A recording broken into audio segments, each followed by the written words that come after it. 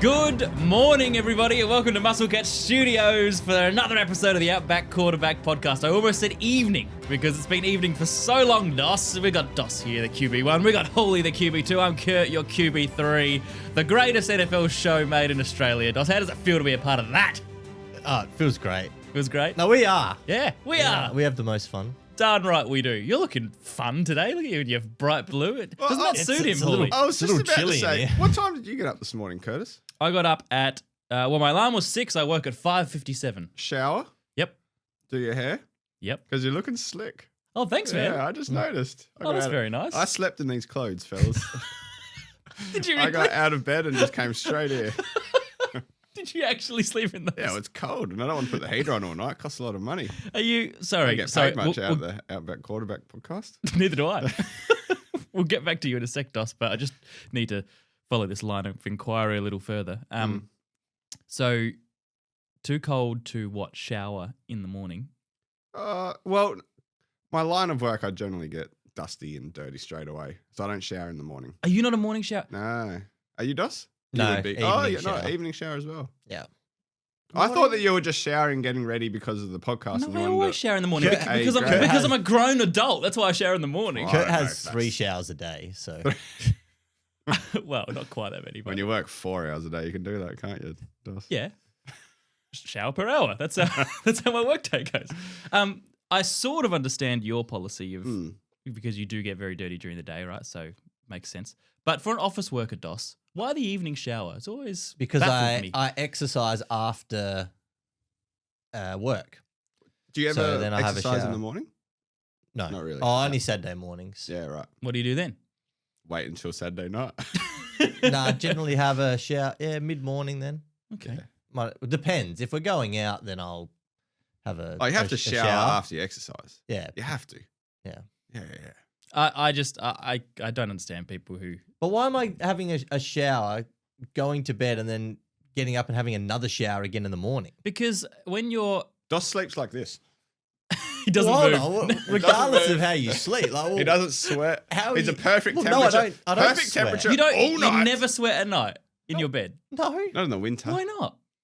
People sweat all the Why? time in bed. Well, I don't know. I don't Maybe know what people you guys do. I doing don't in bed? sweat in Oh, he's bed. got 3 kids, so I suppose he does, doesn't he?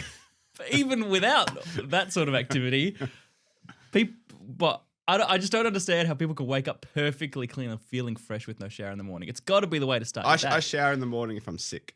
Because Do I you? wake up and I just feel yuck and I need to get going. But Okay. otherwise, I'll just get up and go to work. Well, I am actually going to put this on our Insta just to. Exceptions for illness, like if Sure. But let's say normal routine. I'm going to survey the listeners because I honestly think it's 80% of adults are morning shower people. I think it's that high. I think you guys are well in the exception. I don't know. We'll I'll find out. put it on. I'm Yeah. very interested. This is probably my favorite poll Same. since the Powerade color poll or the Powerade flavor. we haven't done a Gatorade poll Or the for a Gatorade. while, Oh, have we? Gold Rush. That was with Russ. Oh, was that with Russ Eats? Oh, no, that was a different thing. Oh, that's right. That's when there was some dedicated fan pages to the Gold Wallaby Rush. Gold Rush that got on us. Yeah, wow. Was That was our exciting. first controversy on the show, wasn't it? I think that was First the show's controversy. first controversy. Oh, Because sorry. Wallaby Gold Rush is not a good We're not going back. Powerade. We're not getting back let's not into worry it, over that. all right? Anyway, Dosh, you look dashing in blue this morning. We've got our AFC preview show. Well, that's today. why I thought I'd tie it in with Yeah. the AFC. I was sort of wearing the text. I got quite a few jerseys at home, and I thought, I want to start wearing them on the show. How many do you have? What's your collection? Mm, And have you ever showered in one of them? no, Have you, maybe slept, have you slept in them? maybe like 12. I did sell a couple. Okay. So For a profit? oh well, all right, yeah. It's not about much that, of a Kurt. profit. It's about sharing memorabilia with our fans. Spreading. With our Spreading. fans. I Did you did, sell them to so our the- fans? Are you Maybe. hustling our fans for profits? The Jimmy Oh, Garoppolo. you are trying to. What do you? Well, I did actually literally say that last week. Didn't I say I'd squeeze all the cash out of them I could? Something like That was one of your opening lines, I think, on the podcast last week. No, I think Well, that's that what- was the that's- welcome back to the show for the year. That's what's on the whiteboard in bold. Money. Squeeze the lemon. Sorry, Dos, which ones did you sell? I sold the Jimmy Garoppolo 49ers one. That was yeah. in prime condition. I picked $6? that up for no, I sold it for 60. Wow. Picked it up for 30 or 20 or 30 from a Which sucker bought that? well, I don't know. Can't remember off the top of my head. And it was in great condition though. I bet it was. A Charles Woodson one. Raiders one. I wanted Charles Woodson Packers one. I had and it was just miles too big for me, so I sold that one as well. That might be about it. I think the rest of them I've got at the moment. All right, dossesjerseys.com. New sponsor of the show. No, I'm trying to sell a Packers sweatshirt that I no longer need. Like vintage. You're off the Packers? Have you worn that on the pod? Is that match worn? No. Oh, match worn. You know what we should do? We should cut off a little patch and put it in a card. Make some DOS cards. Oh my gosh. That would be unbelievable. Well, then we'll wear it. Number them. I'll wear it for an episode and then you You can... could like pluck a hair and put a strand of hair in there as well. Just weird the real now. freaks out there. Maybe the same guy that bought the Garoppolo will fall for that trick as well. Boys, big show. We've got our AFC preview. But just before we get there, Father's Day is coming up, lads. Oh, Father's Day is coming up. And you know what I want for Father's Day, Hawley? Some beard Nope. gear. You want... No, you won't guess this. No, okay. I want a rub. Oh. Yeah, I want a nice rub. Who from? From coastandsmoke.com.au. Barbecue rubs they thank make. Gosh, that's Seasonings, not what I thought you rubs. meant. Yeah, that was what I deliberately did. It's tricky, wasn't it? What a Yeah, surprise. coastandsmoke.com.au. Doss, you're a barbecued meats man. You love a hot summer's day. You love nothing more than a hot summer. Just sweating No, outside. I don't love a hot summer Looking at all. forward to your evening shower, don't you? Yeah. I like a nice mild day and then a really cold night. But whatever the weather, you love barbecued meats with some Coast and Smoke rubs on top, don't you? Absolutely. You're a Midwest kind of guy. You love Kansas City barbecue. You love all that sort of stuff. Sitting in my West Coast Chargers jersey that I've I know, but rolled that's out just a today. show. We know That you're is. a Midwest kind of guy. Just like my mate Womack, who cooks a lot of Kansas City barbecue. He's from Kansas City. Yeah, I do like my hot wings and get the old dust and rub on that. And Yeah. Well, guess what, Doss? We've got some samples coming our way. In the next couple of weeks, we will have some in studio. And then maybe we can have a cook-up. Maybe we can have a cook-up for the start You're of the cooking year. us a barbie. Yeah, out, sure. out on the new deck. Yeah. How's that sound? Perfect. Yeah, Coast and Smoke promo. Sounds good to me. coastandsmoke.com.au. They're a new sponsor. They're on board. And we love Welcome. anyone who comes on board because they become part of the Muscle Cat family. And quite honestly, brands like that, businesses like that who support us are the reason the show keeps going and can be the quality production that it is. So And Coast as and Smoke, soon as they support us, they thrive.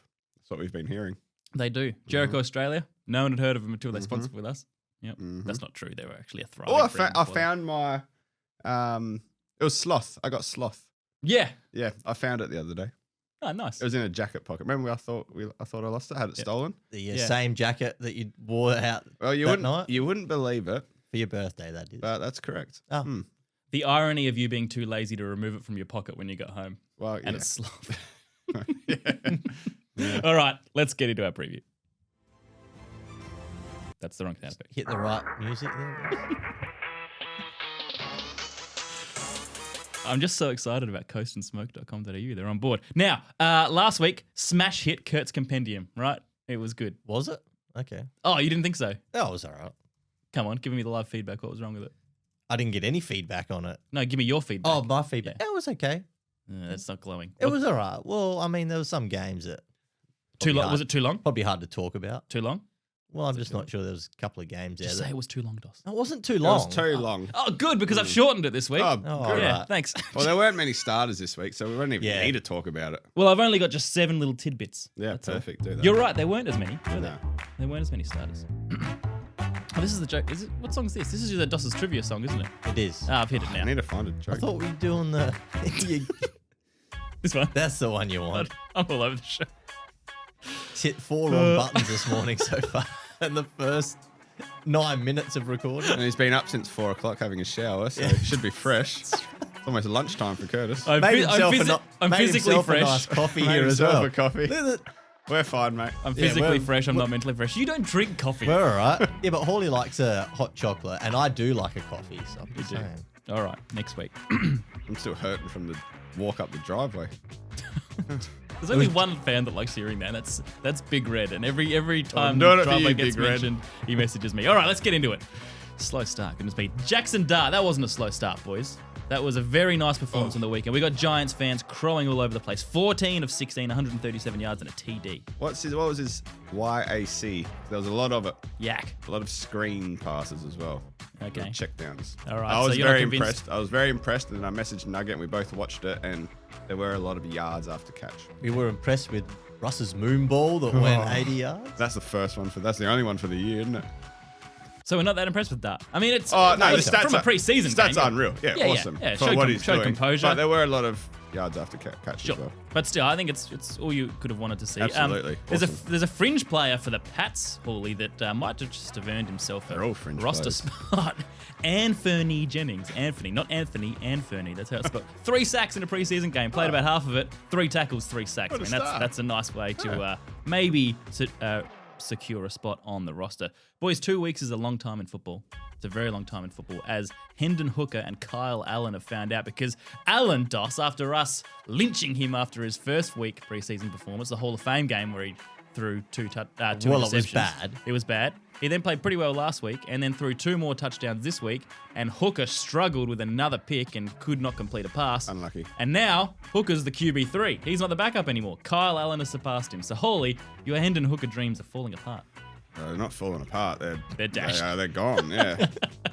So if Goff gets injured, Lions fans, you'll see Kyle Allen. Tell this you year, what, it Hendon seems. Hooker didn't get injured in that last year of college. Probably wins a Heisman, or almost wins a Heisman.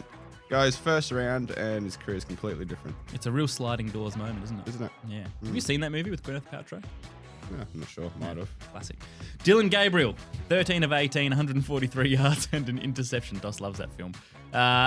Look, not a terrible day, but it certainly didn't surpass the Sanders hype and performance of last week. So I think Sanders, health-wise, has surpassed Dylan Gabriel at the moment on the depth chart. So we'll keep an eye on None that. have surpassed Joe Flacco, who's been He's- named the week 1 He's starter rooted at the against the top. Bengals. He's Not a rooted at the surprise, top. is it?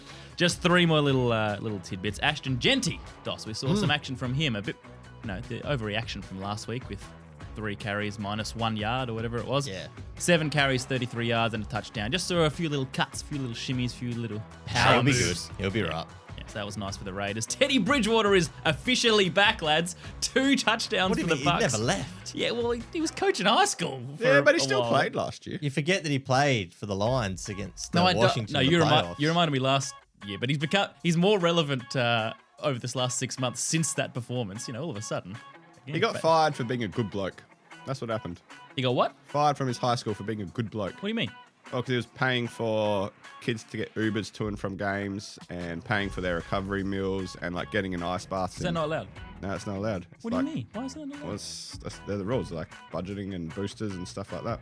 He got the flick. He got flicked for it. He spent like $14,000 out of his own pocket to help his team. Poor Teddy. And so he got fired, and now he has to play NFL instead. Oh, man. What a life. Good on you, Ted. And the last one, a nice little tidbit for the Broncos, Doss. Troy Franklin, the troubled wide receiver from last year, discipline issues, wasn't going to training, couldn't catch a ball. 4 receptions for 67 yards and 2 TDs, and Sean Payton's excited. He's excited, and he said as much. So that's a nice little gem in their offseason. Good for Troy.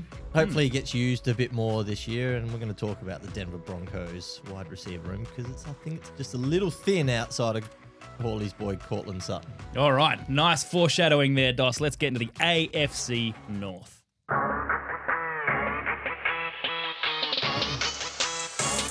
That was a bit snappier this week, wasn't it? It was good. Yeah, thanks, man. That's good. All right, AFC North. Boys, like we did last week, it's the Roundtable. It's the Roundtable. So we're just going to throw some teams out there and discuss their chances, their prospects for the year. Let's start with one that I assume we're all pretty positive on, but who knows? It's a topsy-turvy sport. The Baltimore Ravens, lads. I don't think it's an understatement to say that it's time to cash in on their dominance on this roster on Lamar's peak. So where do we think this season goes for them, Doss? I think this season is going to go a lot how the last few seasons. They're going to win a lot of regular season games. Oh, boy. I think they will win the division. This is a 12 to 13 win team, Hawley. The talent, the way the roster has been constructed, talent on both sides of the ball. They've drafted well again. The offense was top 5 in just about every metric last season. Lamar Jackson, despite not winning the MVP, very close, had a career best season. The run game with Derrick Henry is awesome. Zay Flowers, Rashad Bateman, DeAndre Hopkins.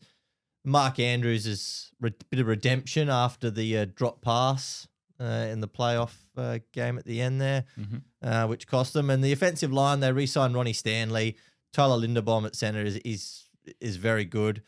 And I just like the way that they've built this defense as well under Zach Orr. So the ceiling is pretty high on this team for the Baltimore Ravens. They have added a few things, as you said, to the defense. Jair Alexander across from the Packers. Malachi Starks, the safety, was drafted in the first round as well. He was the standout safety in the draft last year. And then that adds to Marlon Humphrey, Kyle Hamilton, Nate Wiggins. So they've got a lot of talent there. I'll see how Wiggins goes in year 2. Well, what I like about the Malachi Starks draft, and we said this just post the draft or even coming into it, was that it frees up Kyle Hamilton now. He can play close to the line of scrimmage. That gives you more versatility, flexibility, and he can be the playmaker as opposed to more of the lockdown player that he had, or lockdown role that he had to play last season. And hopefully he can get back to that 2023 All-Pro playmaking form where it's sacks and interceptions and he's all over the place. So that's why I love that draft pick. Roquan Smith, one of the best linebackers in football as well. Cole Van Noy had a very good season last year. Marlon Humphrey was All-Pro corner last year. So if you can get a healthy Jair Alexander Hawley to go with Marlon Humphrey, with Nate Wiggins, that's a very handy secondary. Do we dare mention it, Dos? Derrick Henry's downfall? I'm not. Are we mentioning it for the third year in a row? Because last year was possibly the best year he's had. 16 TDs, 5.9 yards per attempt or per carry, which was a career high by half a yard.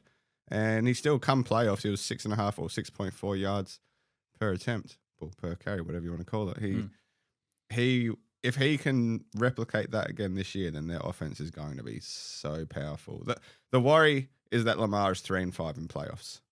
That's what needed changes. Like you said, they're probably going to win the division. Cincy might shake them up a little bit, but they probably win it. They get to the playoffs, and then it depends on if they can push through. Like, if they're in the same kind of mold as your Philadelphia and your Kansas City. It's kind of time for Baltimore to have their crack at a Super Bowl run. Similar to what I think the Bills are. They're the two teams that have missed out so far. And your Kansas City and Philly are the ones that have kind of taken advantage of their prime little Super Bowl era. Well, this is the Ravens' record with Lamar. 2018, 10-6, lost the wild card. 2019, 14-2, lost the divisional playoffs to the Titans. Remember that? The Mike Vrabel Titans. That was Lamar's first MVP year. 2020, the COVID year, 11-5, they lost the divisionals to the Bills.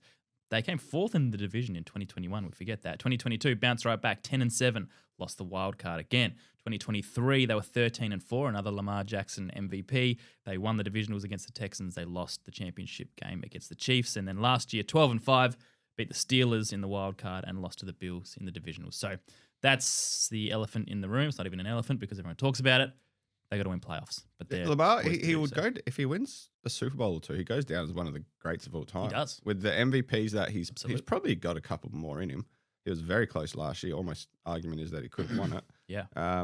That's going to happen for the next 5 years. He's going to be right up there. If they win 2 Super Bowls, he ends up with 3, 4 MVPs, couple of Super Bowls. He could be one of the greatest of all time. I tell you the precipice that Lamar is on. He is on the edge of, if he keeps winning MVPs, if he wins one more without a Super Bowl, he'll start getting criticized for that. It'll no longer be a badge. It'll be a criticism. 3 MVPs, but no titles to show for it. Like the Aaron Rodgers last 15 years. That's what'll come for him. So interesting. Let's look at Cleveland. Look, obviously the Browns have had that much publicized QB battle, but there's a few other things going on in this team. And for all the talk of them being disastrous, and they have been off-field and recruitment-wise and all that sort of stuff, they have actually made playoffs in 2 of the last 5 seasons, which is a surprising fact when you dig a little lower.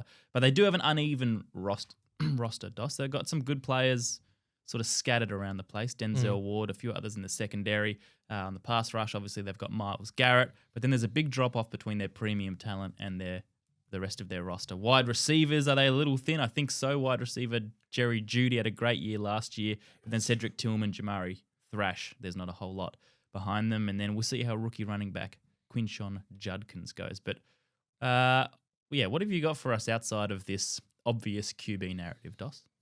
Yeah, they're a tough one to gauge, the Cleveland Browns. I just don't think they're going to be very good this season. And if they do win some games, it'll largely be because of their defense.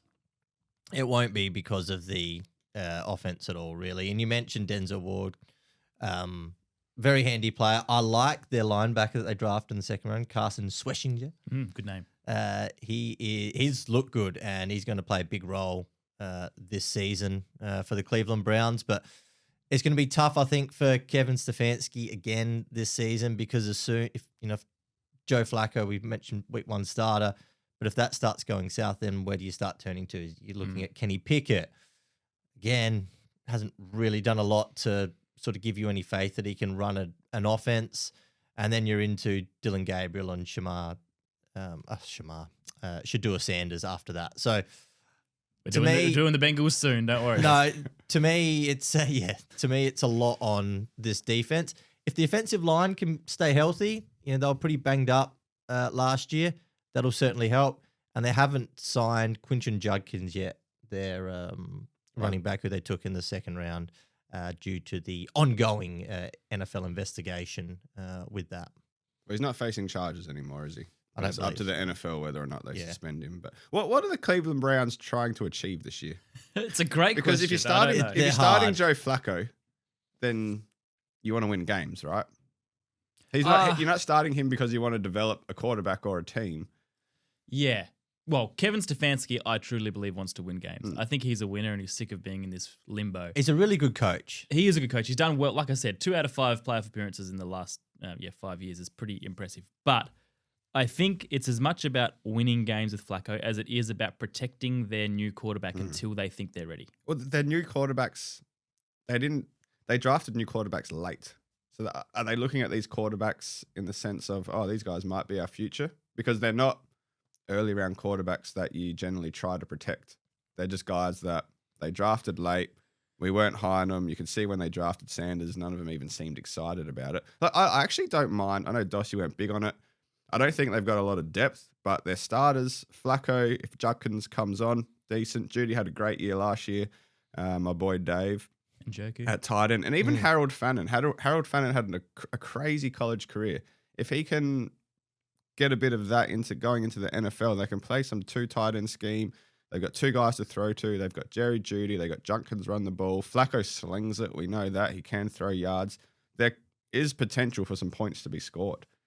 But as soon as there's an injury, if Jeudy goes down, then it's wafer thin. You got nothing. Deontay Johnson, yeah. Cedric Tillman. Just to go back to your point about, they drafted their quarterbacks in the 4th and 5th round, therefore they're not their future. I don't really subscribe to that. I think things change on the fly very quickly with the draft, right? They could have maybe pursued another quarterback if they didn't end up drafting those guys. There are people available that they could have gone to, but they ended up getting what they would look at as, I think, a pretty talented couple of players. And you would think that one of 2 of them has a reasonable chance of hitting. So now that they do have them in the building, I do think that one of them is their future, or at least the Browns think they are. So if they're 3-3, do they stick with Flacco, or do they say, what's the point now? Do we? They're 3-3, depending on how those losses have looked. I think they're probably still rolling with him.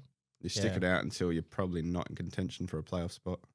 I don't know if they'd wait that long. 3-5. Yeah, I'd say if they were started going a bit below 500, Hawley, I think they make a call then. But then you're bringing in Kenny Pickett, and this is a team last year. I don't think you're bringing Kenny. I agree. I think Kenny ends up being your QB4. I agree. Okay. Yeah. I just don't see any point in that at all. No. There's a low ceiling. Hey, you bring him in if you're 5-3 and Flacco gets injured. Then you think, all right, Kenny's our best chance at winning. Let's give him a game. If he's no good, then we go to the rookies. Yeah, that's fair. They just lacked any sort of explosive play on offense last year. They were bottom 10 in passing yards, 3rd down conversions, and the run game struggled. And that was largely because the offensive line just broke down, was banged up. So seems positive this year for the Browns. Well, as I said, I think the defense has the potential to again be a very good defense and get back to that 2023 form. Yeah. And that's what you got to look at here. Can they turn matches into just a defensive slugfest? Just fans, to keep them look close. Forward to that, fans. All right, let's. Well, their line is 4.5 wins. No. I agree. There's only so much. Look, I think there are reasons for some optimism. I think there always is this time of year. They got rookies to look at. They got a potential future quarterback who could lead the line if it goes well for 10 years. So we will see. Let's move on to a very different prospect and another hard one to gauge. The Pittsburgh Steelers, now in an era of change, led by Aaron Rodgers and DK Metcalf. That's a very different lineup to last year. It's one that's hard to understand how it looks on field, Doss. Mm. But off field, it also raises questions. Is this an all-in Mike Tomlin year now with Rodgers? That it just has to work, otherwise the whip gets cracking on Mike Tomlin as well. I would love to have seen them keep George Pickens somehow. If you had Pickens and Metcalf there, then all of a sudden Rodgers looks a lot nicer. But it has to be an all-in year. You're not going out to grab a Aaron Rodgers if you're talking about a 9-8 year again. It has to be 11-6 playoffs and make a bit of a run. And that's all there is. The defense will be good enough for it.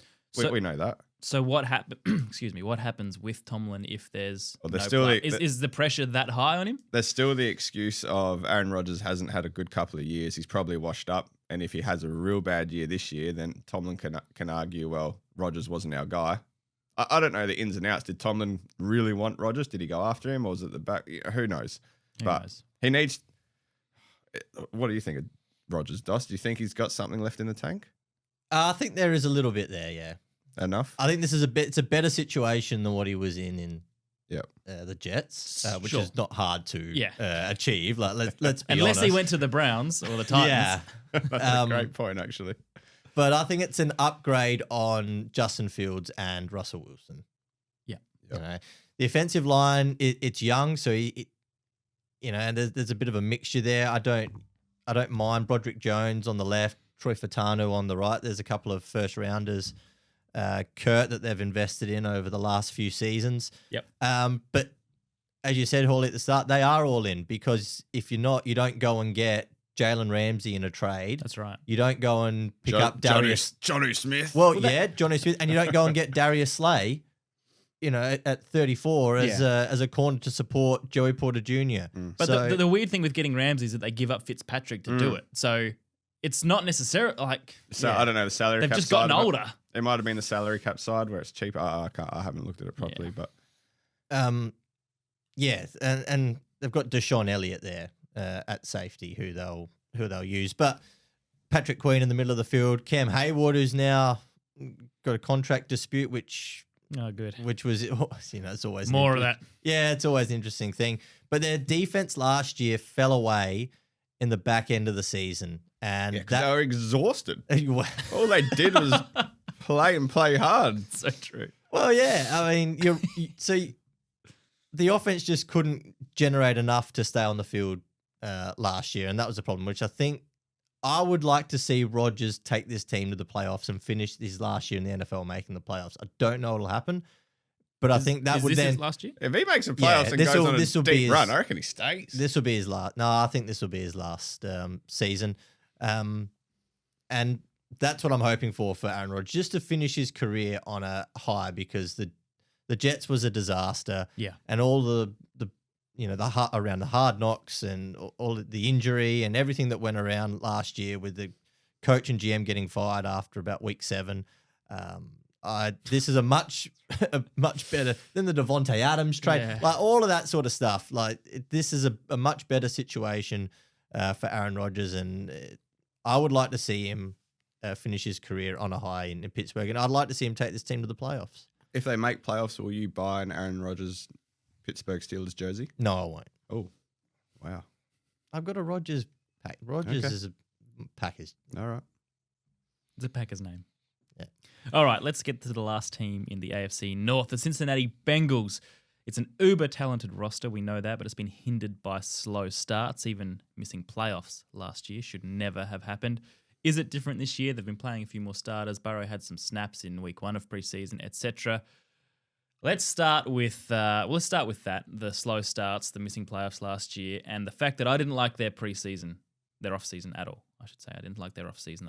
Shamar Stewart, there's been some drama there. I didn't like the rest of their draft. It was underwhelming. That was the one team I picked to say I'm not sure they got much better. So how do they make playoffs and just go better this year? What is wrong with this Bengals? The offense can't do a lot more than what they did last year, can they? Nope. Burrow was genuine MVP form. It was one of the most powerful offenses in the league. Chase Brown. What might help him now, Chase Brown starts as RB1, and maybe that 6 seconds.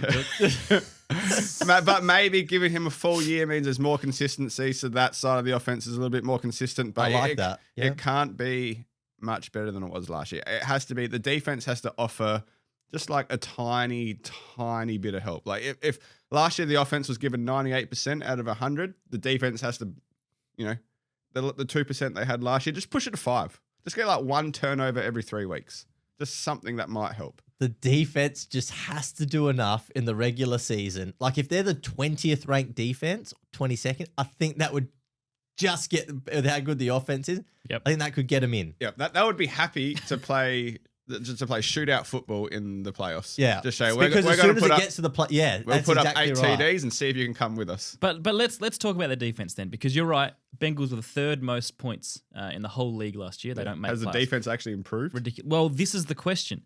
They drafted Demetrius Knight in the 2nd round, a linebacker who some are hot on, some are not that hot on. They drafted Shamar Stewart, who has had probably the worst preseason you can really have off field for your 1st round draft pick on the edge. I mean, the whole preseason has been a contract dispute up until recently, and then he finally gets on the training track and almost hurts Joe Burrow. Like, I also don't hate that because he's like, you know what? F you guys. I'm going to come out and play as hard as I can play. No, I actually agree with that. That is a good point, but it's only been tumultuous stuff around Stewart. There's been no reports of, we like him, he's fitting in well, all that sort of thing. It's just that, and he's their number 1 guy that they brought in. They didn't really do much else outside of Knight and Stewart. I'm not sure whether Knight starts or how much he plays. I'm not sure how much Stewart plays and the impact that he has. These guys can take time to develop, Doss, before they do any real damage on the D-line. They brought in TJ Slayton on their defensive interior. Yeah.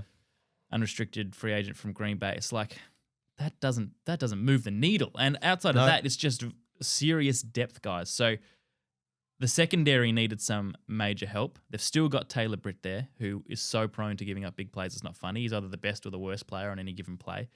Geno Stone, Jordan Battle, Dax Hill. I like Dax Hill. Yeah, these are guys that can show talent, but together as a unit, they were so cut open last year. So I don't know. It's a gutsy move to run it back with that secondary. Yeah, and the criticism on Lou Anarumo last year was that his defense was too complex for the young guys to understand. So then they bring in Al Golden, who spent the last 3 years at Notre Dame, with the theory that it'd be simpler for the guys to understand the defense and how they're going to structure and set up. So let's see what happens with that. But you're right, Curt, you nail on the head. And then the other one is Trey Hendrickson.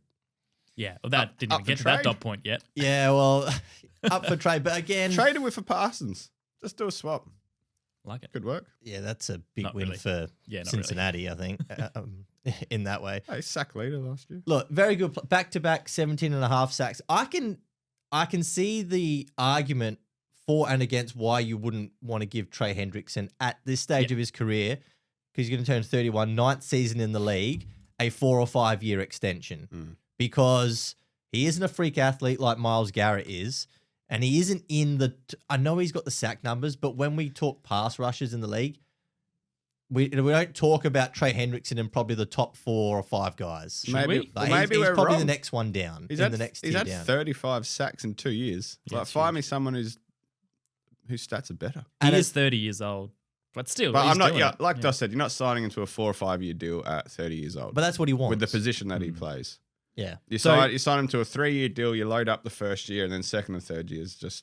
Well, it has to be a big signing bonus, but I think it's more the years as opposed to the money. Well, and the Bengals are now listening to trades. Yeah, as of yesterday, they are listening. So it's possible that he moves. I tell you what, though, you're better off making that decision before the draft, though, so you could actually correct.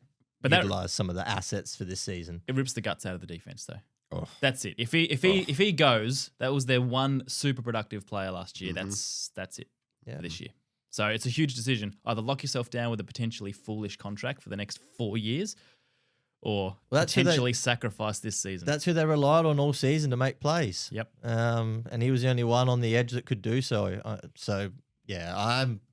Again, if they can somehow, if the defense can avoid being a bottom 5 defense and somehow get to that like 20th best defense in the league, I think that might just be enough. Yep. But a lot has to go right. It's like a team with a great defense if their quarterback's just average. They're So normally it's the Steelers. They normally make It's the the playoffs. opposite of the Exactly. Steelers. It's the opposite of the Do you Steelers. want my $100? Yeah. Oh yeah. Yeah. Of course, Yeah. the winners. All Yeah. right, yeah. $100. Browns, you got to give him $5. Smoking Joe, he's won a Super Do Bowl. ya? Yeah, give him $5. I like that. Steelers, I'm giving him 25. Okay. Just in case Rodgers just pulls something out. There might be something there. Baltimore 32-50. But fellas, Hendrickson will stay. Smoking Joe's throwing dimes. T. Higgins, Chase Brown, Jamar Chase. Cincy are winning it. $37.50. Mike Gesicki.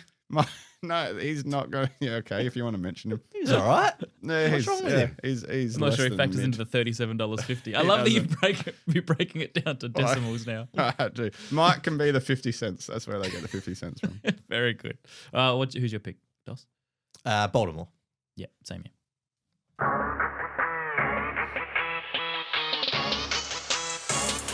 Do you want to roll into the Dossier, Doss? The debut of the Dossier? I thought you'd punted that. No. Actually, because I thought we were going to do it at the start.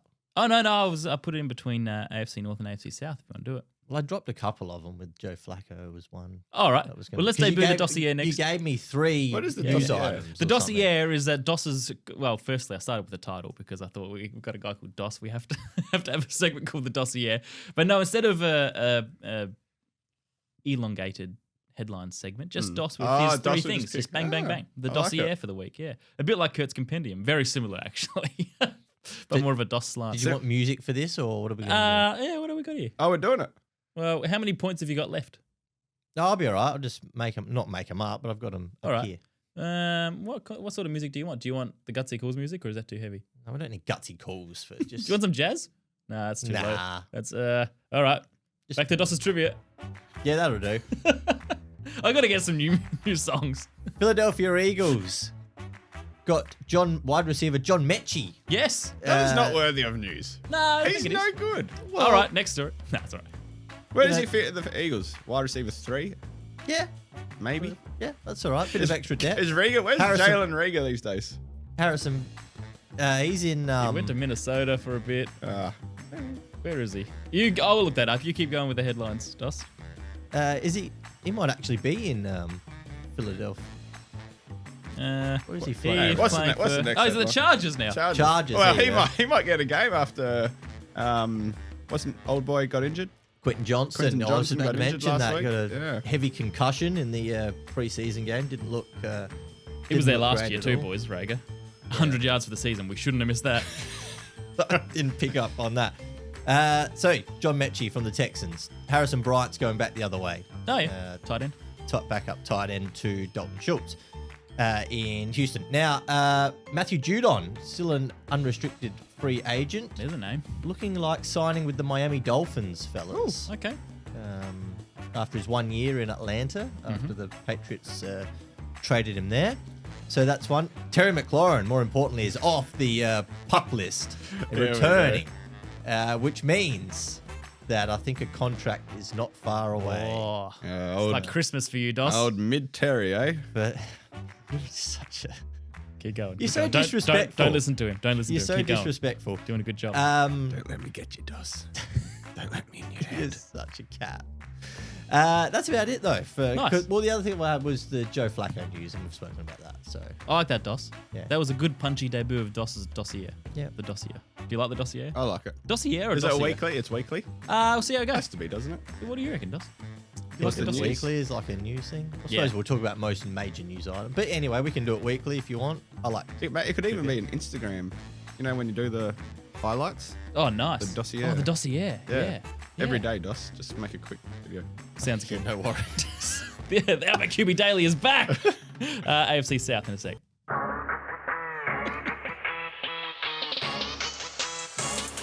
I love the thought of a news program where one news anchor is trying to read the news and the other one goes, "That's not news. That's not worthy of news." Don't let me in your head. Just chipping him from the other side of the table. John Metchie. Well, you put it on our WhatsApp group like it was huge news. That's like, mate. When was the last time this guy called a TD? Imagine that Jane Doyle and John Riddell just chipping each other across the desk. Well, I'd Over John Mechie article. I'd probably watch it if they did. True. Actually, that's a great idea. Let me work on that. Okay, good idea. AFC South, the Tennessee Titans, boys. It's time for a move forward. Is this from- worth reviewing? What? Because I've got here, the Colts will suck. Like, they'll be really bad. We're talking Anthony Richardson or Daniel Jones. QB battle. Woo. Here's the wet blanket. The Jags will suck again. Travis Hunter. Woohoo. The Titans, Cam Ward first year. I see no way it's a success straight away. So that's going to suck. And CJ had a great year one. Year two sucked. He better light it up this year, or the Texans are genuinely in for another decade of pain. Like someone's got to win the division. Texans $80. No one else can get close. I gave the Colts my only zero in the league were the Colts because you're talking about the worst quarterback in the history, throwing percentage, or Daniel Jones. Like, there's nothing. All right, I'm excited to watch Brian Thomas Jr. You should be. Tyler Warren, I think, will be really exciting to watch. Yep. And Cam Ward will be exciting for a week because, like, oh, Cam Ward, oh, he's a QB. Pick one, cool. Oh, Titans suck. All right, next thing. Oh, that's the division. So this is your worst division of football. Oh, well, come on. What's worse than this? NFC South. This is pretty bad. This is a bit grim. NFC South. No, I actually think NFC South is one of my top divisions, remember? Yeah, that's true. Sorry, you are the mayor of the NFC South. Hawley's pound. He's Carolina Panthers. Yeah, that's true. That's true. All right, where do I start? Let's start with Tennessee. Where do I start? Yeah, let's. You make me a positive. You raise valid points. They all suck. Yeah, I know. What have we got? Cam Ward. I mean, let's not talk about Cam Ward. We know. Does it work? Does it not? That hinges on that. But they've got, he's got a couple of people around him, I guess, Doss. Not a lot, but maybe a couple. Kevin Zeitler being brought in as an experienced man on the O-line does help. Calvin Ridley's okay. Tyler Lockett, I mean, it is sort of lean picking, so he's thrown to the wolves a little bit, but the defense is sort of similar. They have got some talent, probably more talent on the defense. Jeffrey Simmons, yes, we love him. Devondre Sweat in year two showed some signs last year. They picked up one of your hipster boys, Cody Barton, the linebacker from the Broncos. Yeah, the hipster team. I forgot about that team. Yeah. Where does this team sit? Is this another blowout year when we're just discovering the Cam Ward ability, or is there more to the Titans? I would like to see them be a little bit more competitive this season, but yeah, what's their line? I don't have it in front of me here. I think it's about 5.5 wins or something thereabouts. So they're not expected to light it up this season. But like you said, with Cam Ward, the offensive line, you mentioned Kevin Zeitler, they bring in Dan Moore as well, and now with JC Latham there, Peter Scoronzi, who they've invested first round capital in the last couple of seasons. Lloyd Cushenberry III at center. That is at least a decent starting offensive line in the NFL. Yep. And that is what you want to give a rookie quarterback. At least it should be a fairly competent offensive line to give him that protection. Because they weren't awful last year, Titans line. No, they weren't. And you mentioned Tony Pollard. A lot's going to depend on him. On the run game this season. The receivers, there's outside of Calvin Ridley, we'll see what Tyler Lockett can bring this season. But yeah, to me, in terms of the defense, you hope L'Jarius Sneed is healthy. He didn't play a lot last season after coming over from the Chiefs. But this the defensive line is with Jeffrey Simmons and Devondre Sweat. They're going to have to be very good this season for this defense to somewhat be fairly competent. But I do love the addition of Cody Barton. How he fits in without the talent around him in Denver will be interesting. But yeah, it's a 5 to 6 win team at best, 6 wins. Are they better than the Indianapolis Colts as we move on to them? No, they're not. All right, why? I just I think the Colts just have more pieces. I know you're down on Anthony Richardson, and that's fine. Sub 50% completion rate. I don't think it's just me. I think everyone is. But Jonathan Taylor is one of the best running backs in football. You can't deny that. And the wide receiver core. This was the only team last year. Remember, it was a Doss's trivia that had 3 receivers that all had over 800 yards. That's right. Yeah. With Michael Pittman Jr., Alec Pierce, and Josh Downs. So yeah, it's solid. And that was with Joe can sling it. When Joe played, I had a lot of these guys in fantasy football, so I followed it. And no, honestly, when Joe played, these guys, Josh Downs, these kind of guys actually had some really good games. Yeah. And I don't think that's going to happen with Daniel Jones or Anthony Richardson, is it? When Anthony Richardson played last year, fantasy-wise for receivers, it was genuine donuts. Yeah. So You just like to think with Shane Steichen, he's under a lot of pressure this year, Curt. He needs to get something out of Anthony Richardson. Otherwise, for both Richardson, Steichen, and GM Chris Ballard, with Jim Irsay, rest in peace, no longer there, it may be the last season for the three of them in the NFL. Well, for the Colts, I should say. The QB battle, is the obvious thing. We can't go past that, even though it feels like I've talked about it a lot already. On our lads' depth charts, Daniel Jones is the guy. On ESPN, Anthony Richardson is the guy. On the Colts website, they've listed them both as QB1.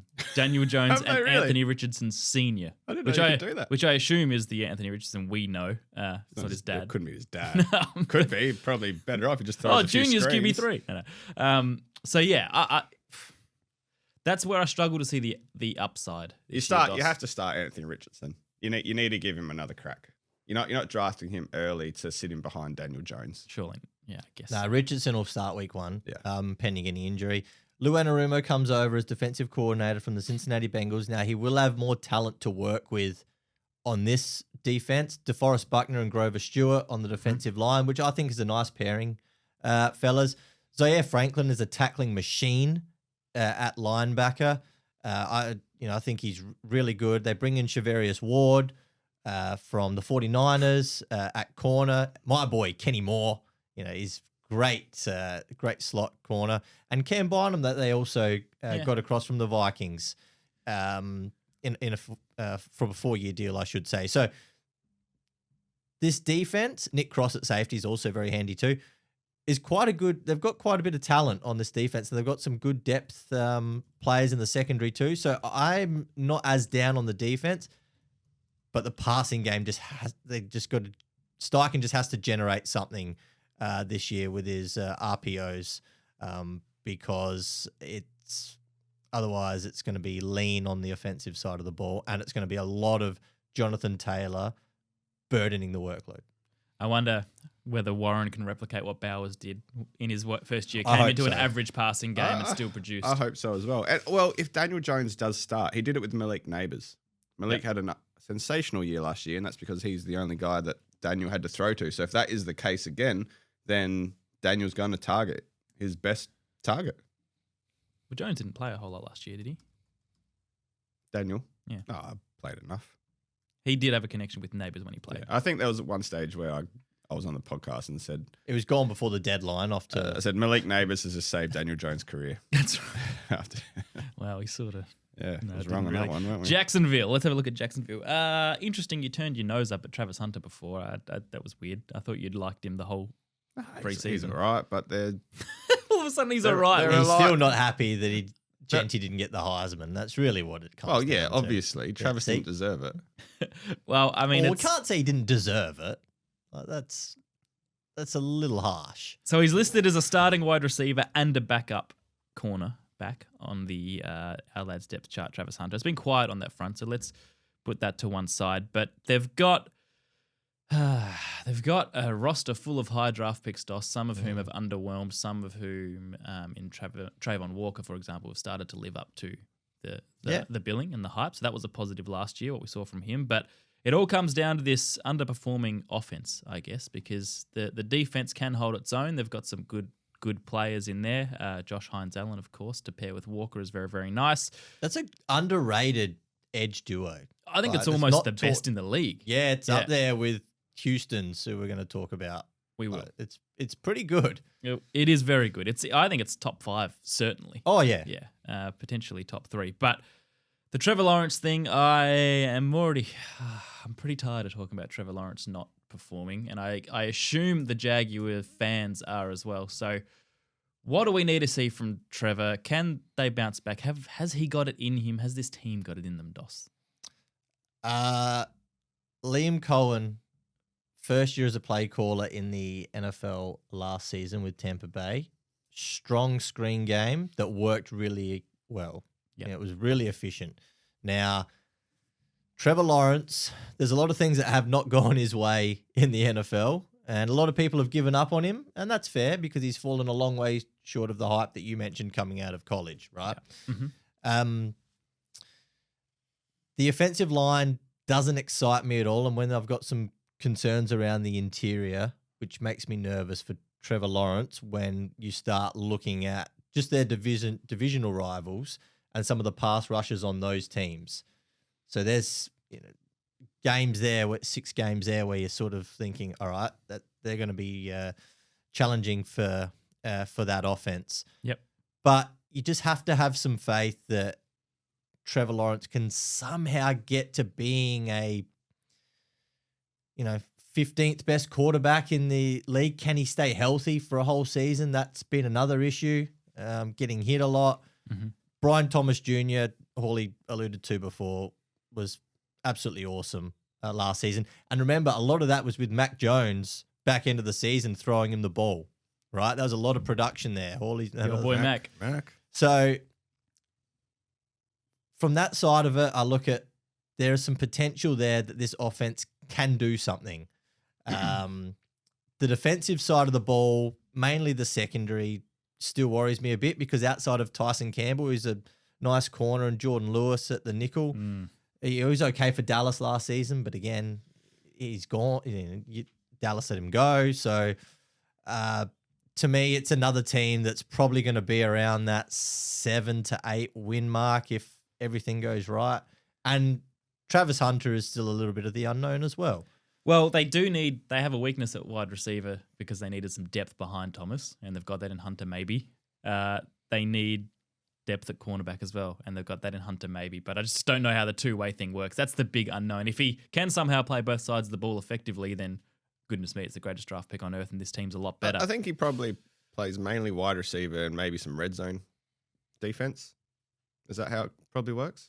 I think he can't play full-time both. He can't play full-time both sides. Yeah, very impressive if he does. Very impressive. But, I mean, we've seen rookies that are one position come in and even though they're highly touted, not be able to make an impact. So we'll see what Hunter can do. One other addition they made in the defense is Dennis Gardeck, the Viking from Arizona, the Viking-looking guy from Arizona. He was good. He was one of the hipsters. We pulled his card. He was one of the hipsters on the team last year. I was on our hipster team. I don't know if we had Dennis. He's like team move Van Ginkel. Yeah, that's a good one. You like that? But he's still a handy player, so I don't mind that. And there are some young pieces also on this offense that if they come together, finally, it'll work out. Brenton Strange showed a bit at tight end last year. They got rid of Evan Ingram and gave Strange the number 1 tight end spot. So, yeah, it's a team that I haven't got a whole lot of faith in. Hall, I don't know if you've got anything else in the Jags. The offense, you're right, the offense down, and you look at the names and you think, Trevor Lawrence, pick one. Etienne, should be a good running back. The 2 wide receivers, early picks, awesome players. Yeah, let's do it. Tight end, yeah, we're not looking too bad. Hey, this is a really good offense. Then you watch them play and you just think, these guys suck. Why? What's going on? So if they can make it work, they can make it work. But they need to work out how to make it work. Should put that up in the Muscle Studios and work out how to make it work. It just struggled with Uncle Doug last season. Oh yeah, Uncle Doug, that's right. All right, let's see if Cohen can get it done in Duval. Let's see if Liam Cohen, the quarterback whisperer, can get it done. All right, let's finish off the AFC South with Houston. Again, more dismissal from Hawley before, but there's more to it. We know the O-line was the problem last year for Stroud in year 2, so it's year 3. Well, that was last year's massive weakness, so do you address it in the offseason? No, you don't. In fact, you trade out Laramie Tunsil. You use a second-round pick on the O-line. That's Ariante Ursary, which I'm not fully convinced on. Doss. What was that offseason from the Texans? What was that? Backing the boys they've got. Showing belief in their lists. I like it. I don't mind it. Good for team chemistry. Not good for CJ Stroud. Am I missing something? Have I missed something? Or did they just pretty much ignore their main weakness? Yeah, I mean, they got Cam Robinson in from the Vikings. He was okay last year coming in when Christian Darrisaw went out with the ACL, but then we got to the playoffs and it all went downhill quick for Cam Robinson. So, I mean, look, the offensive side of the ball, the O-line is going to be a problem, but you figure now with a new play caller, Bobby Slowick was let go, that will change things by way of just how they will design plays and look to move the ball. For CJ Stroud, year 3, you want it to look a lot better because last year obviously didn't work out as they planned. And even though Hawley, and I know we've spoken about it, it felt like an underachievement last year. They still won the same amount of games as Stroud won in his rookie season. Yeah. But the expectation this time that we had last year was that this was going to be a top 10 offense and it was going to win 12 to 13 games last season. And it didn't happen.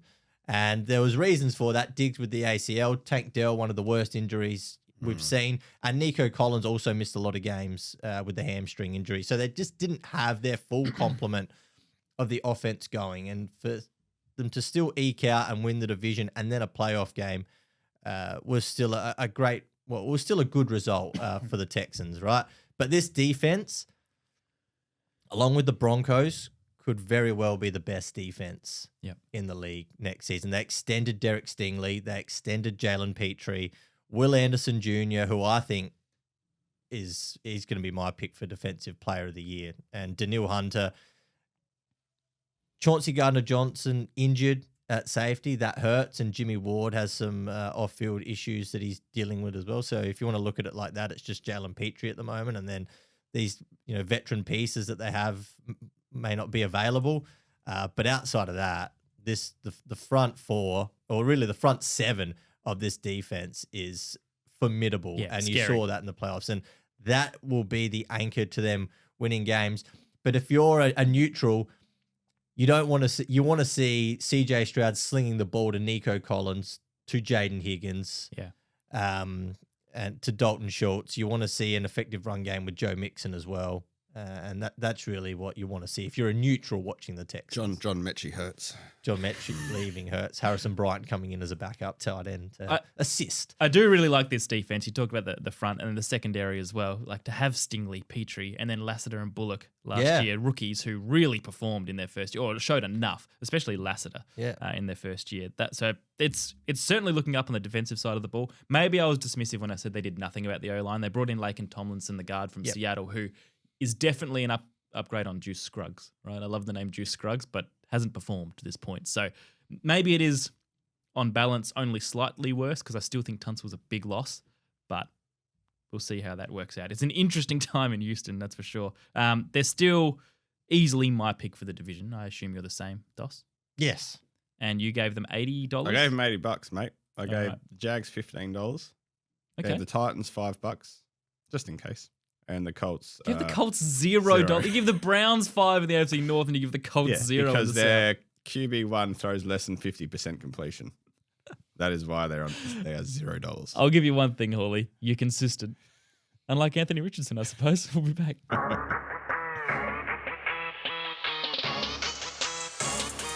How we going, lads? We're an hour in and we've got two divisions to go. We need to get moving. I need to be in Modbury at 9 o'clock. Okay, should be all right. Well, very, very, very quickly, the sports card world competition for those 2 boxes of Panini cards valued at about $120. We will draw that tomorrow on our Instagram. We had a mountain of entries, 350 something comments for the entries, plus an closed? Extra. Yeah. No, we'll hold it open for the rest of the day. Okay. Curt didn't put a closing date on the just forgot on the post. Keep on rolling. And we've had about 500 bonus entries through shares as well, Doss. So huge. Well done. Thank you everyone for getting involved. We'll draw that tomorrow. So keep an eye out. Outback QB Podcast on Instagram. But let's get into the AFC East. Goodness me, where to start with this? Let's get the hardest one out of the way. I think the New York Jets. It's a new era again at quarterback. Justin Fields is the QB. I said last week he just looks good in the uniform. That wasn't a comment in his performance. He just looks great. I saw plenty of throws that did not look good. Yeah, not a performance thing. Just looks cool wearing the kit. So that's a positive. You got that, Jets fans. Tyrod Taylor is ready to go. He's always ready to go. He's ready to go for every franchise every week of the year, even when the season's not on. The poor Jets. They've gone from the Rodgers hype of this is our time, we're playing playoffs, to 2 years later, Justin Fields is your number one guy. Well, yeah. I mean, the roster beyond Garrett Wilson. He's number one for this year, I think. Yeah. That'll be about it. For 3 games.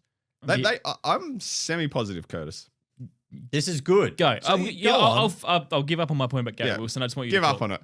Ground and pound. Ground and pound is where the Jets sit this year. Yep. Justin Fields can run the ball. We know that. Breece Hall can run the ball. We know that. Braylon Allen, I'm starting to get a little bit bigger on him. I've seen some stuff in the off-season, preseason games I do like. If those 3... You'll now mention him every episode for the next 3 years. Yep. I need a draft for him. I need to trade for him first, otherwise I'll be off him in a couple of weeks.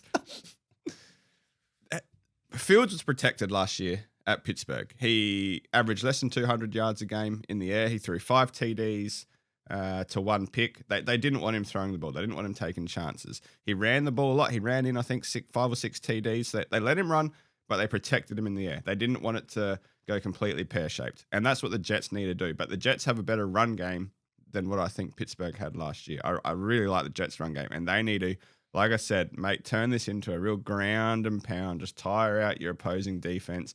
And every now and then, Fields pops up and he throws to this guy, Garrett Wilson, who could easily be a top 5 guy in the league with the right quarterback. So you've got a target there. Ground and pound when you need to. Throw.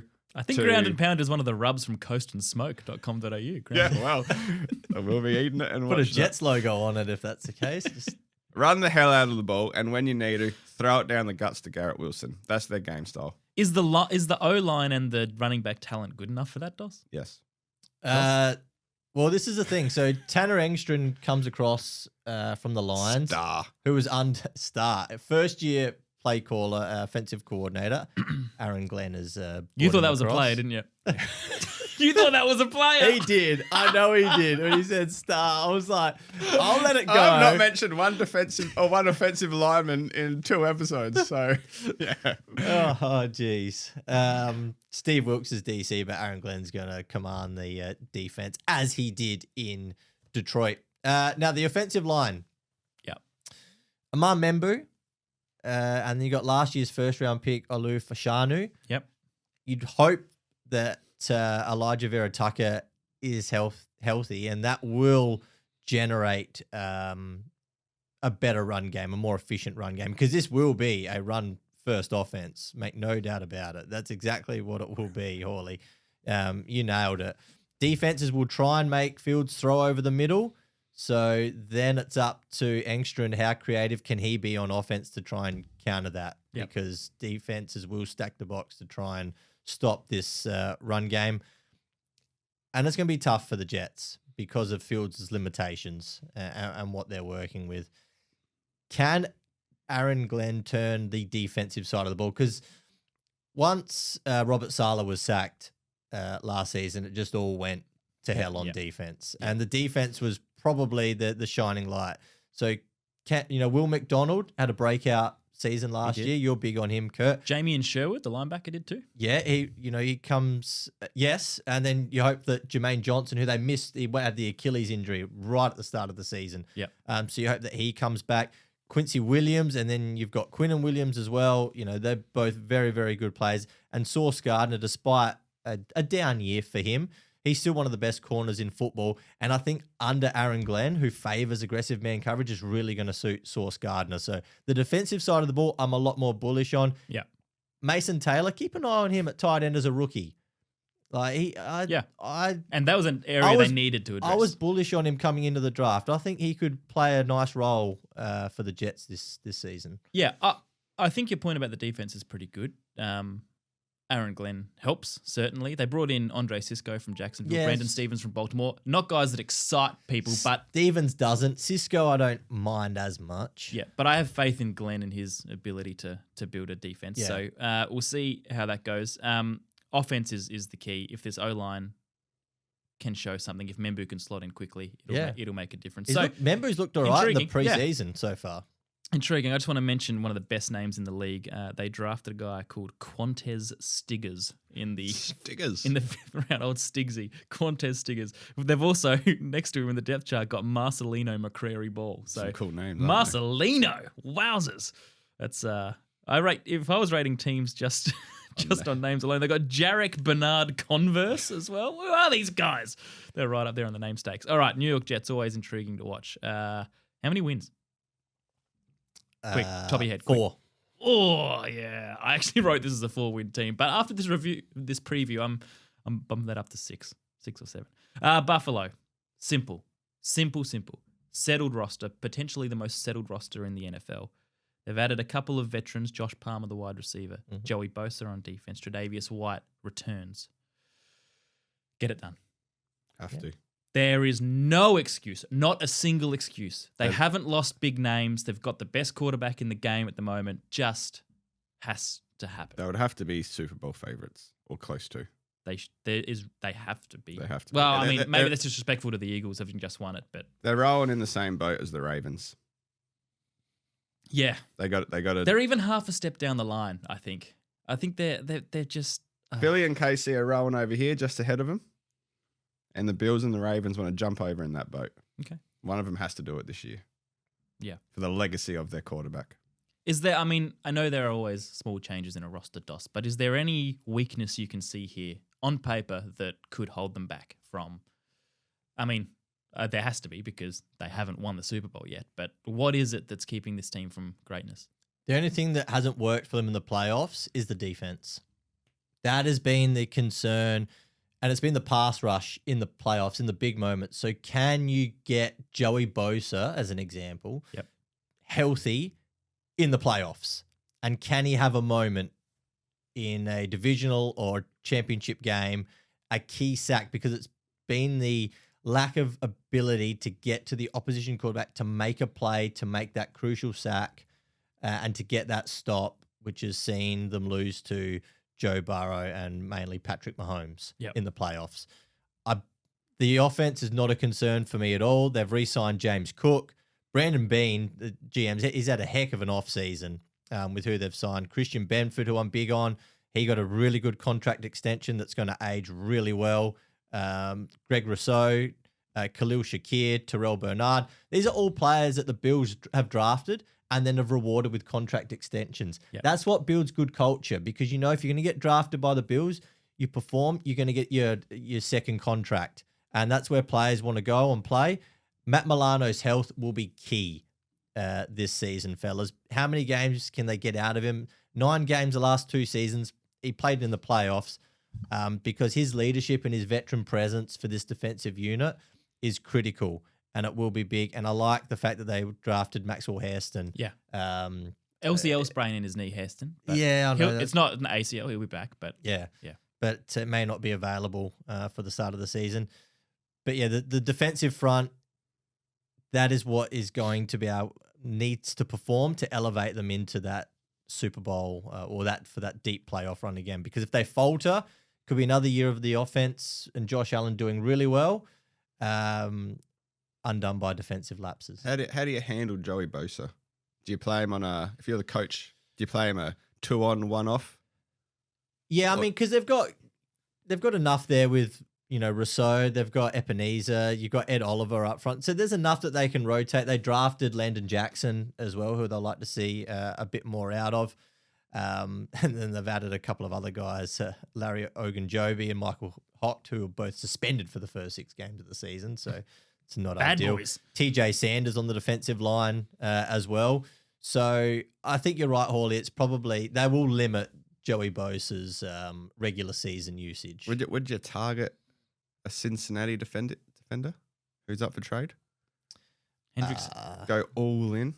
Have they got the cap? Have they got it? I mean, you can make anything work, but the problem is you're trading, so then when you give them back, because they'll want defensive players going back the other way. You're giving up anything you can if it means. Like this team together. That would be pretty cool. That team together will last for 3, 4, 5 years. It's not a one-in, all-in kind of scenario, so you can give up a few draft picks, but there's a guy there if they need him. All right, Hawley, I'm surprised you're throwing out hypotheticals when A, you need to go, and B, we've got to talk the New England Patriots. Yeah. Come on, Hawley. Oh, you're not that excited. Come on. I am excited. I think there's some nice additions. Diggs is a handy addition. Henderson looks really good, as we've seen preseason wise, really, really good. I'm just worried. We saw it with Mac Jones. I'm not getting ahead of myself. Mac Jones had a great first year. I know it was our first year of the podcast, and we said that he's the standout quarterback of that draft. Yeah. And a couple of years later, he's on the dog heap, isn't he? No, he's throwing dimes to Brian Thomas Jr. the back end of last season. And he's still your favourite player. He actually finished last year quite well. Drake May showed a lot of promise. I really liked this season last year, but I'm not getting ahead of myself. I need to see it again this year. I need to see some positive play from Drake May in this team. I think Henderson helps a heap. Diggs is definitely going to help as well. I think it's a better situation than Mac Jones was in, but they need to make sure that this situation continues for year 3, 4, 5, 6. They need to find themselves a star receiver for Drake May to hook up with. Diggs is there for a year, maybe something like that. So depending on how it goes. Apart from Diggs, we're talking Demario Douglas, Kyle Williams. I don't mind Hunter Henry. He pops up and does some nice things. Well, Kyle Williams was drafted in the 3rd round. There's some positivity around him. Yeah, if he comes on, but Patriots don't have a great history of drafting good quarterbacks, so that needs to receivers. be receivers. Sorry, receivers. They have a pretty good history drafting quarterbacks. Well, one essentially. That needs to be fixed, the wide receiver side of it. But otherwise, it's looking positive from that kind of playmaker side of the depth chart. I think they've done all they could have. I mean, to bring in a veteran like Diggs, that helps. To bring in the 3rd rounder in Williams, that helps. Like they're ticking the boxes on paper that you would want. They're trying to help. The O-line as well. They brought in Garrett Bradbury, the center from Minnesota, who's handy. Morgan Moses, who's a journeyman. Will Campbell, the 4th overall pick, a monster. Huge. And, good reports, looking good. Taking all the snaps at left tackle. Taking the snaps at LT and all the technical guys with his tiny T-Rex arms. All the technical O-line guys are talking up how good he's looked. So that's big. On the defensive side of the ball, they've brought in some sort of niche players that a guy like Mike Vrabel loves. Now, that's the big difference. Head coach Mike Vrabel now. And it just feels like there's a different vibe there. And he's doing smart moves. He's got the experience now. He knows what does and doesn't work. I loved the appointment of Vrabel. I think they are worlds away from the start of last year. Oh, absolutely. Well ahead, yeah. If everything clicks, in a positive. Yeah. If everything clicks, this defense, Hawley's, top 10 potential, and it's going to be the backbone of the team's success. We saw what Vrabel did in Tennessee with the defensive identity that they had there. The Patriots last season were last in sacks and pressure rate, and it's not easy to completely fix that in one season. This is going to take another off season to try and get right.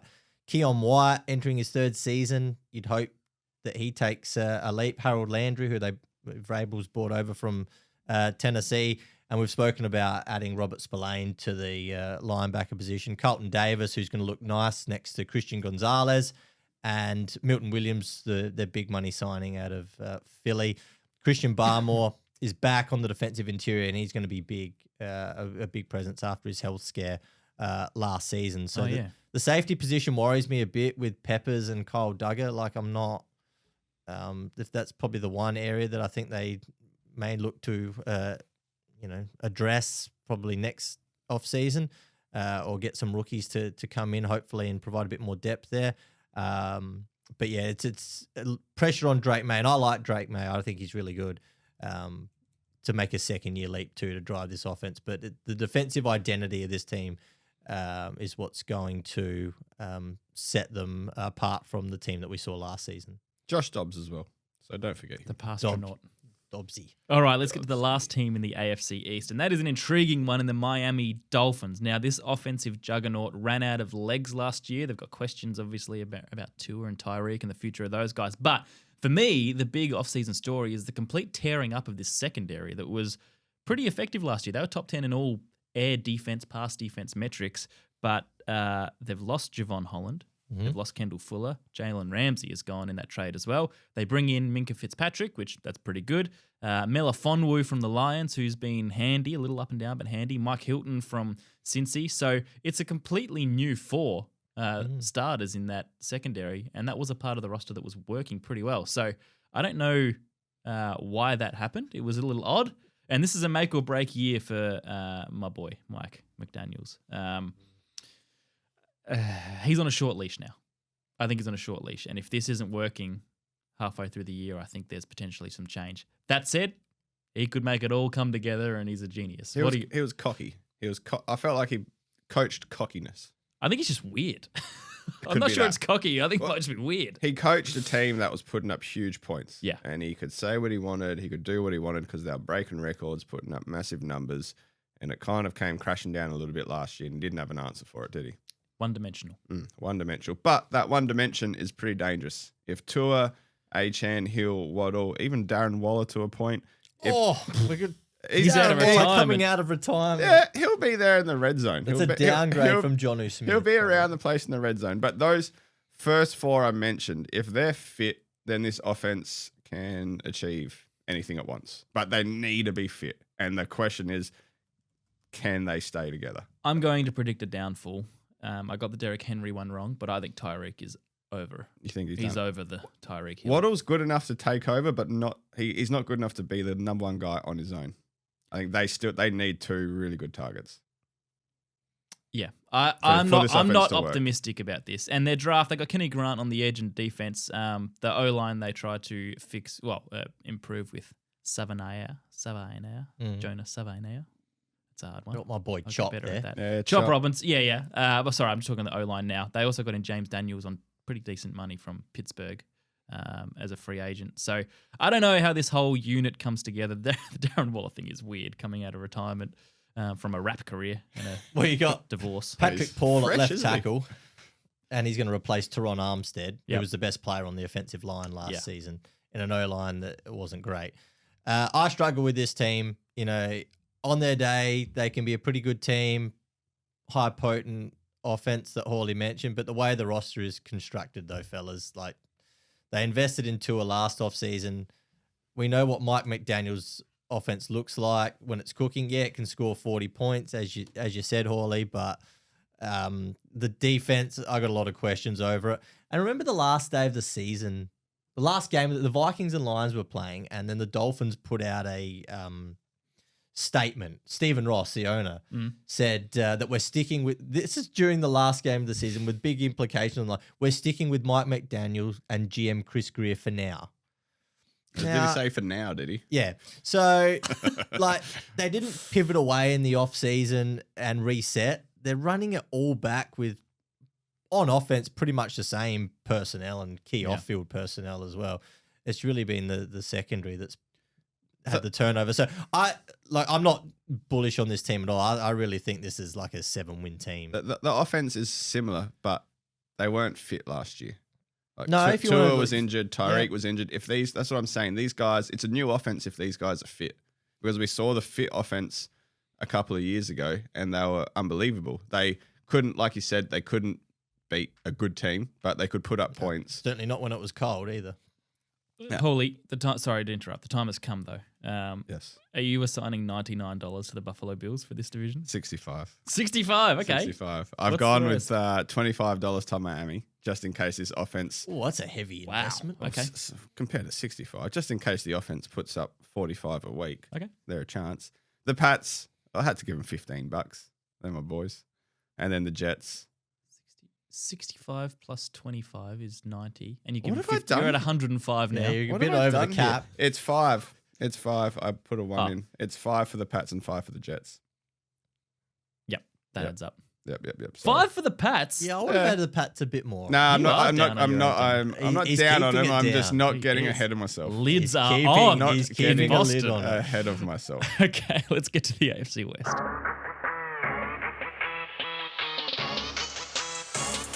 I didn't even ask you, Dos. Bills? Yes. Yeah. AFC West. Kansas City. Everyone, well, not everyone, but some people are saying, the Chiefs' run is over. Where are they really at? It's a good question. Where are they at? There were some cracks last year, but somehow they still make it to a Super Bowl. They got blown up in the Super Bowl. We know that. They've had a decent offseason, I think. They've added Josh Simmons, who the reports out of camp are very, very good. The potential star left tackle from Ohio State. They still have the problem on the other side. They've got Juwan Taylor as the right tackle, and as a Chiefs fan, I'll never sleep easy with that. They've got Jalen Royals, the wide receiver that they added, who looks handy. A couple of other little pieces. Bunch of depth in the front seven defense as well. They added that. But Dos, where is this Chiefs team at? Is it the same superstar Chiefs, or are they fading into normality this year? I don't know if they're fading into, as long as you've got Patrick Mahomes and Andy Reid coaching, and you've got Spags with a top tier defense. Spags. It's pretty hard to write off the Chiefs. And I know they were, they're 12-0 in one-score games last season or something like that. So, which some people are skewing as a negative. Well, a lot of the brilliance of that is Mahomes on fourth down and Andy Reid's play calling. Like, and the referees. But the O-line completely failed him. He wants to talk about referees. But, I know. I just thought it was funny. the O-line second most penalties in the NFL last season. Yeah, because of Curt. Juwan Taylor. Yeah, he was a big part. But I really think Josh Simmons could be the best tackle in this draft. Yeah, I love that pick. Yeah. We do have to temper that by saying that Joe Tooney's gone as well. Now, I know that... Yeah, but I think what you've got Sua Matea coming in, moving from tackle into the guard position, which should suit him, and you've still got Creed Humphrey, best centre in football there on the interior. So it's still a good team. Rashi Rice will be the potential suspension. We don't know what's going to happen with that yet. And then Xavier Worthy's coming on. Pretty promising 2024, 9 touchdowns. Hollywood Brown missed most of the season. The run game was bad, just 3.7 yards per carry last season. Pacheco, Kareem Hunt, Elijah Mitchell this season. They also drafted Brashard Smith in the 7th. And Brashard, okay. So you see what you can get out of him. But it's really, again, it's going to the defense because it's got stars at every level. Chris Jones up front, Nick Bolton in the middle, and then you got Trent McDuffie. Got paid. And Carl Aftis got a nice contract extension a couple of weeks ago. So, it's still a good team. It's a very good team. The defense is very settled. I think we just people tend to write off the Chiefs because it's not the explosive Chiefs offense that we saw when Mahomes came in his first couple of seasons. And it's really a team that relies on Mahomes' brilliance, as I mentioned, in the clutch. Hawley, I'll raise one thing with you because I was wrong and you were right. At the start of last offseason, I scoffed at your suggestion, and I think Doss did too, but especially me, that Travis Kelce wouldn't be focused. And you came in hot saying he's going to have a bad year because he's going to be too distracted by Taylor Swift and all the celebrity. And I've got some of the quote here if you'd like me to read it out. Please say the quote, please. There's snippets. I think I might have slipped a little bit. I was excited to venture into a new world of acting and being an entertainer. Is that so? As a Kansas City fan, Curtis, not good. The Kansas City Chiefs tight end, the leader of this receiving corps, was more focused on acting last year than playing football. I tell you what, he acted pretty well in Happy Gilmore too. I got to give it to him. I was and impressed. His brother. I'm happy for his brother to act, but he's retired. Yeah, this guy's still supposed to be one of the best tight ends in the league and the best quarterback in the league's #1 target. Nah. We're talking about it's not good. We're talking about an offense that we're not sure how explosive it will be, who he's throwing to. There's guys there, and your tight end would rather be an actor. Doss. Yeah. You were right. I cannot believe I'm saying this, but you were 100% correct, and I was wrong. He was distracted. It's pathetic. Oh, yeah. Oh, my gosh. Anyway, that's the Chiefs. Let's move on to Denver. This is a team with a heck of a lot of positivity, but I will say one thing to open this up. Beware off-season darling syndrome. All right? This often happens. There's teams every year that people say, look at them, look how good they look. I agree they look good. I agree they're on the up. Bo Nix was fantastic last year in all the ways that you want him to be. Well, after the first month he was. Yeah. But yes, he was you good. get some grace. Yeah. I think we just need to maybe temper expectations a touch. A lot of people are saying the Broncos will knock off the Chiefs. They're the favourite for the AFC West in a lot of people's eyes. Are they getting ahead of themselves, Holly? I disagree with you, Curtis, because they've made a huge off-season signing.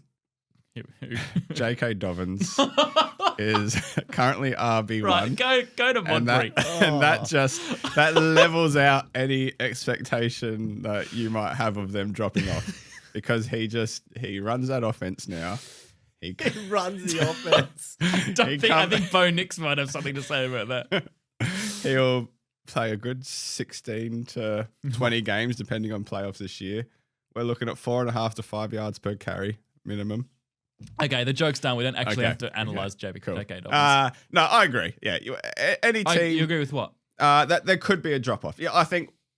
Be no, wary. I'm not saying there's a drop off. I'm saying everyone's tipping. Well, a lot of people are tipping them to be superstar team. I'm just saying. I have them as my favorite to win the division, but I'm not. Okay. I'm not going to come out here and say, hey, these guys should be a top 5 for the Super Bowl kind of team. Like this, you're still running with a second year quarterback with your best receiver is the second best mid receiver in the league after Terry. Cortland Sutton, is that what you're saying? Cortland is the second best mid receiver in the league.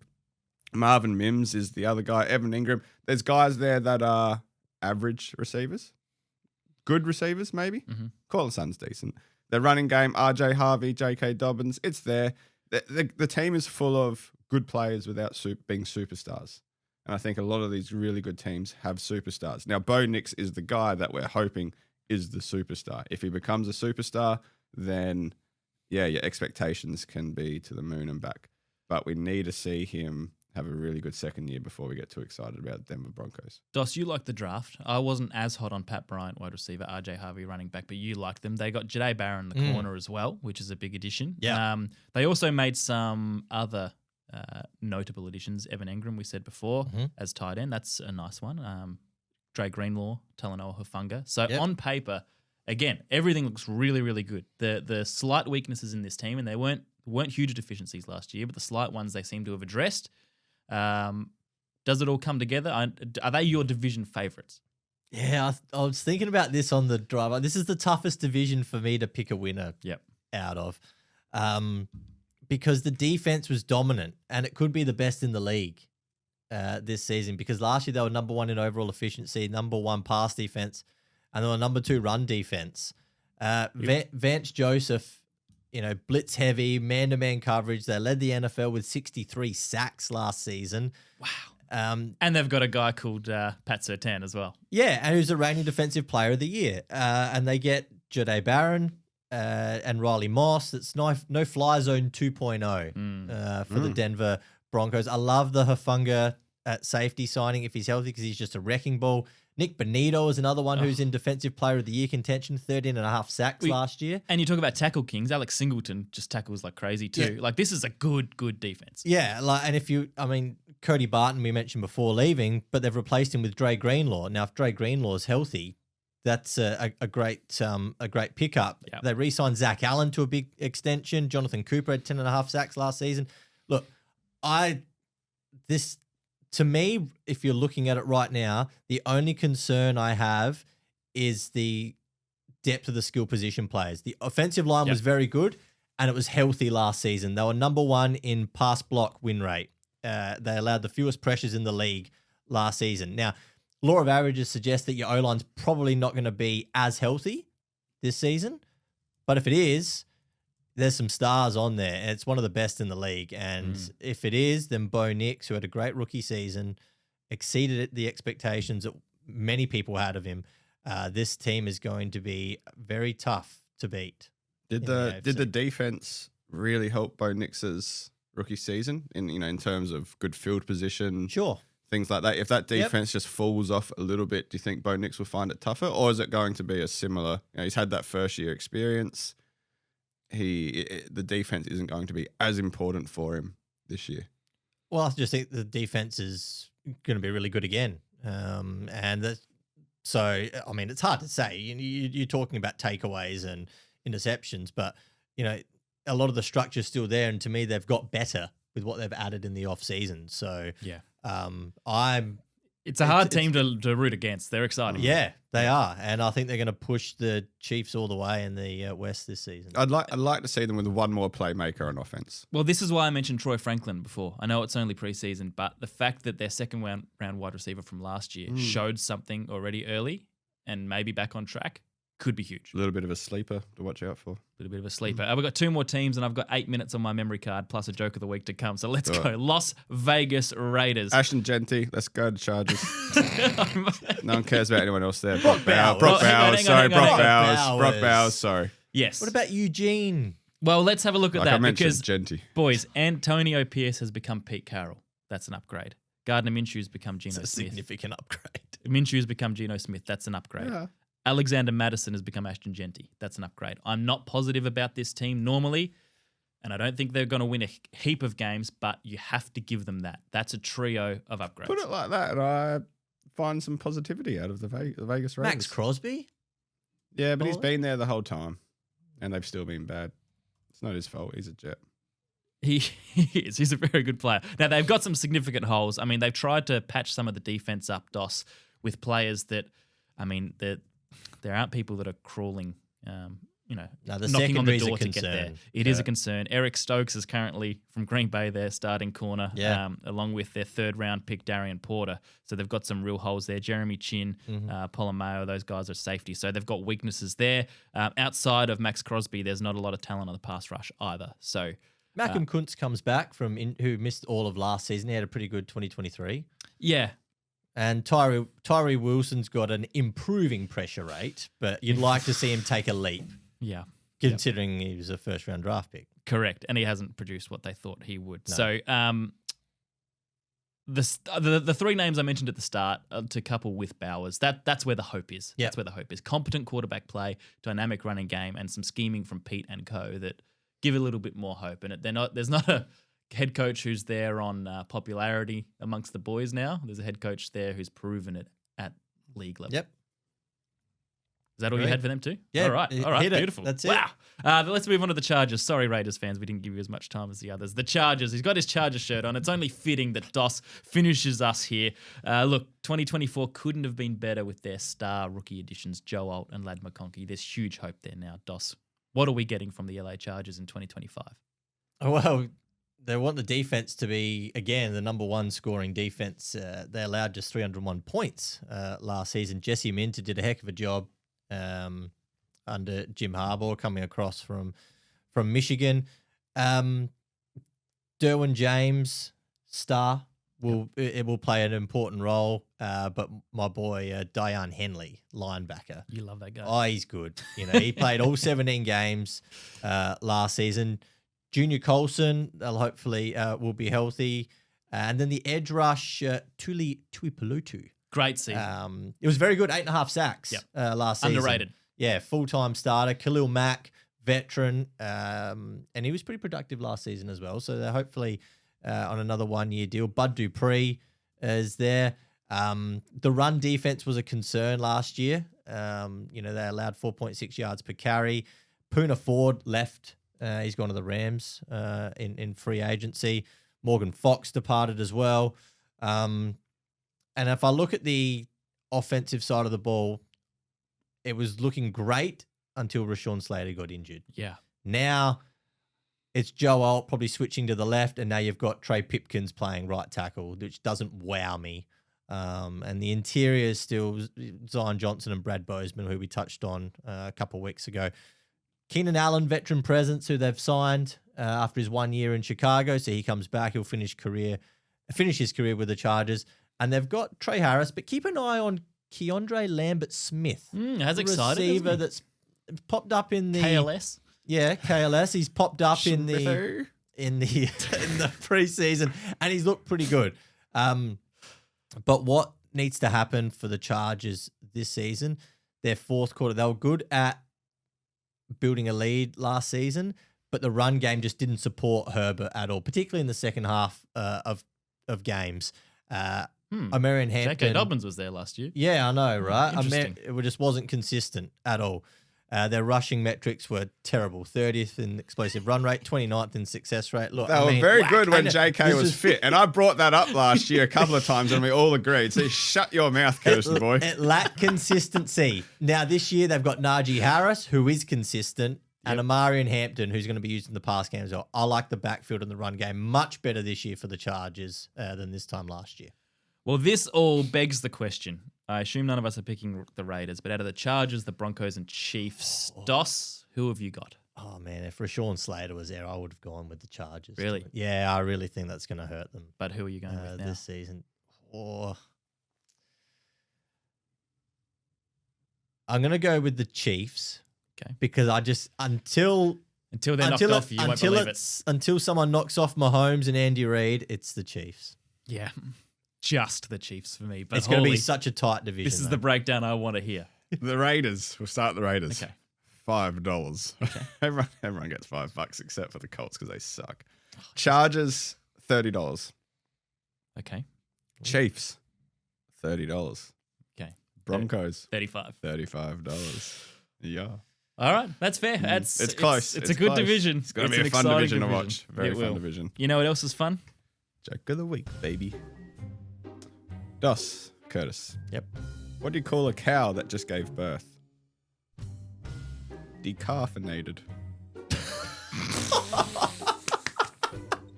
Doss loves it. Get him on the screen. Get him on the screen. That's a full back in the chair kind of laugh. That's a good one. Thanks, yeah, guys. that's good. Well done. Thank you. That's a good way to end it. All right, let's get to Modbury, fellas. All right. Paint some ceilings. We'll announce that Sports Card World giveaway tomorrow.